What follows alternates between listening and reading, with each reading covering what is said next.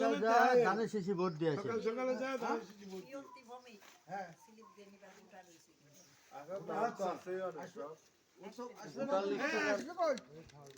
দাদা কিছু বলেন, ভোট দেওয়ার কথা কিছু বলেন। কথা কিছু কবার কয়। ভোট দেওয়ার কথা কিছু বলেন।